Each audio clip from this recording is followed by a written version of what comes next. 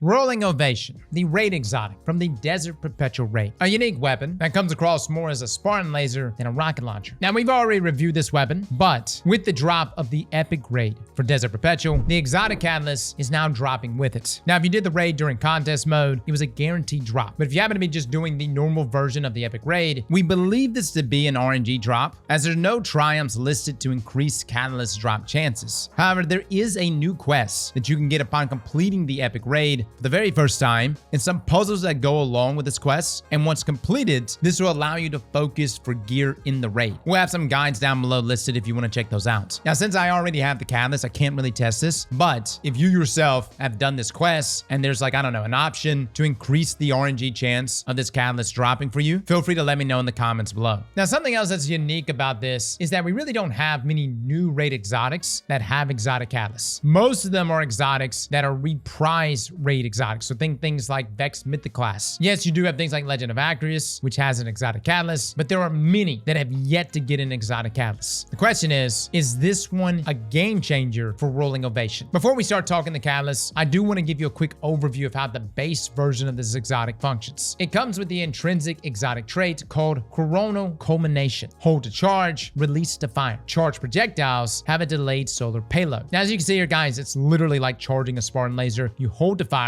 There's a meter that will slowly fill up, which you could see both when hip firing or aiming down sights. And it's a pretty slow charge up, but the damage potential is very high when charging up all the way. As you can see here, when we fully charge up, we get two damage numbers. One is our initial strand impact for 3,773, and the other is our delayed solar explosion damage for 3,782, giving us a total of 7,555. Now, if we were to compare this to a tier 5 adaptive rocket launcher, for instance, the Win and Wear with elemental honing times 5, this only deals a total of 3,254. So you can clearly see the difference here in damage. However, that charge time is the thing that's going to be holding you back the most. But that brings us to our other exotic trait on the weapon called Anticipation. This reads that the charge speed of this weapon's next shot slowly increases over time. Anticipation builds more quickly as you deal damage with other weapons. Now, as you can see at the bottom left-hand corner of your HUD, there's an anticipation meter which will very slowly fill up on its own. Or while you deal damage with other weapons, this will charge it up faster. Now, this received a change recently with the launch of Ash and Iron,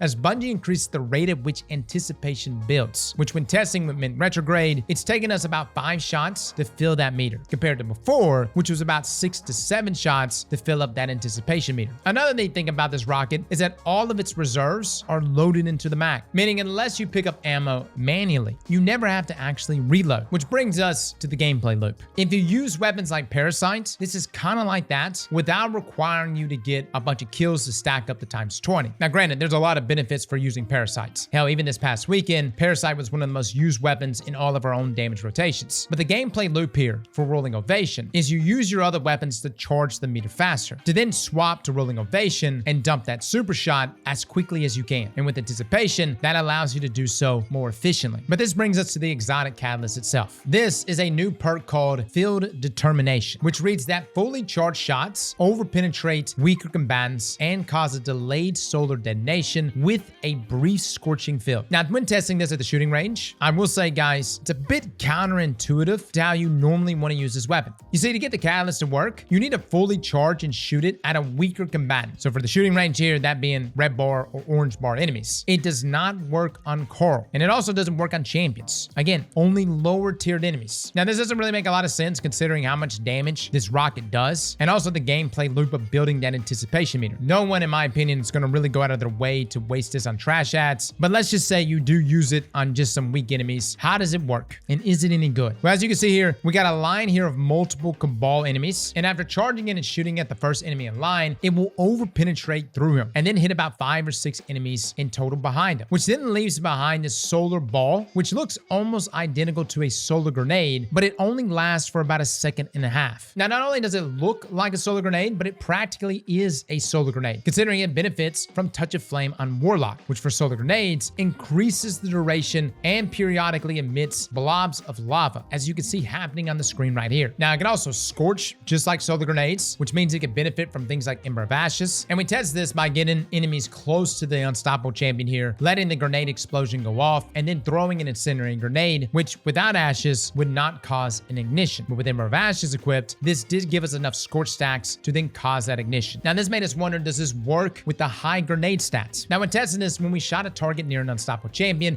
the most the grenade from the catalyst seemed to do was around 1,135 damage, both at under 100 grenade stats and when at 185 grenade stats. However, the scorch damage did seem to go up. For instance, it was dealing a max of 31 at under 100 grenade stats, and then a max of 48 when at 185 grenade stats. Now the final thing I wanted to test, synergy-wise, was whether or not some bracers, which increases the duration of solar grenades, would apply to this solar grenade. Unfortunately though, guys, it did not seem to work with the catalyst, as our duration here did not increase. Now in terms of artifact synergy, we don't really have a whole lot here that can directly buff the catalyst, but we do have strand synergy. For instance, threadling proliferation has a chance to spawn threadlings when dealing strand weapon damage, which this rocket is technically strand. For this, a single kill with this rocket seemed to spawn a threadling. However, there's a 3-second cooldown between threadling spawns, so you're not able to go too crazy with the multi-kills. Now when you defeat a strand debuff target, this increases this chance. You can also pair this with pack tactics, where dealing damage with threadlings increases threadling damage, and at max stacks, threadlings can stun unstoppable champions. For this one, dealing damage with threadlings are going to grant a stack of pack tactics. Now, 1 stack, this is a 50% increase to threadling damage, and at 2 stacks, this is a 30% increase and also allows them to stun unstoppable champions. You can also do threaded blasts, which increases the radius and damage when destroying tangles with strand damage. Not something I would recommend wasting an entire rocket shot for, but it is something that the AoE damage here could proc, netting you more damage. We've got Cauterized Darkness, which states that stasis or strand debuff non-boss combatants take increased solar damage from all sources, which is a bit unfortunate because there's not a direct way to debuff with this weapon itself. But if you can apply something as easy as Unravel to a non-boss target, or maybe your threadlings are unraveling with say something like Swarmers, then the solar explosion damage from Whirling Ovation will get buffed by this artifact. Radiant Shrapnel can also be something here that you could see some synergy with, as the catalyst does cause Scorch. The timing may be a bit tricky, but again, it reads that dealing sustained weapon damage while radiant or defeating Scorch combatants with the weapon causes the target to release solar projectiles that deal damage and Scorch on impact. Now, these are all the things that could possibly synergize. But I guess the real question, guys, is this catalyst any good? Now, look, man, for me, catalyst kind of falls into 2 categories. Either it's just a catalyst that gives you big stat bumps, or it's a catalyst that comes out and outright alters the weapon. For me, I like the latter. Catalyst can quite literally change an exotic in some of the craziest ways. However, for Whirling Ovation here, I don't really feel like this catalyst does a whole lot. I guess in theory, it's good for ad clearing, and I guess it's good if you're like pumping damage into a group of enemies. I just wish it would also work on like bosses and mini bosses. And in that case, it would really stand out, especially in damage rotations, which, let me be clear, it is still a great rocket for just that. It's just that the exotic catalyst doesn't really assist with that. And I know some of you say, Cross, that's fine. We need a rocket launcher that can ad clear. We really don't. Like, look at Eyes of Tomorrow. There's your ad clear rocket. What I liked about Whirling Ovation was that, to me, was the direct counter to something like Parasite. Yes, Parasite with the times 20 is good and does a tremendous amount of damage. But then you have Whirling Ovation here that over an extended damage phase, you see its potential to carve its way into the meta. Now, I'm not saying they should have just done what they did with Finality's Augur and slap on things like bait and switch. All I'm asking for is for the catalyst itself to work on all enemies, including bosses. And keep in mind, Desert Perpetual is not exactly an easy raid. The epic version is even more mechanically intensive. I'm tired of living in a world, guys, where raid exotics really aren't standout weapons. You've got Vex Mythic class, which really hasn't been the same since it got nerfed from 390 rounds per minute to 360. You've got Necrochasm, which I do like Necrochasm a lot, but there's been a lot of other 720s that if people want to rock 720s, they just gravitate toward that. I guess conditional finality has a place in things like PvP, and for some people that like to rock it inside of PvE, but considering the difficulty of this raid, I don't know, man. I just want this exotic catalyst to stand out a bit more, and for the time being, it just doesn't really do that. Yes, it's a good exotic, but the catalyst could have made it great. And if Bungie makes this one small tweak to where it applies to bosses, I think it could cook, fellas. Let me know in the comments below what you think, guys. I know this may have come off a bit more ranty rather than just being an objective review. I like raids. I think raids are really good, and I think you need loot to really incentivize players to play the raid. And I think one of the biggest components of that is the exotic itself. And in this case, being an epic raid, the exotic catalyst is supposed to be one of the primary motivators for doing it. Let me know in the comments below what you think. Fellas and ladies, thank you all for coming and watching. And as always, slap that like button like your mama told you right.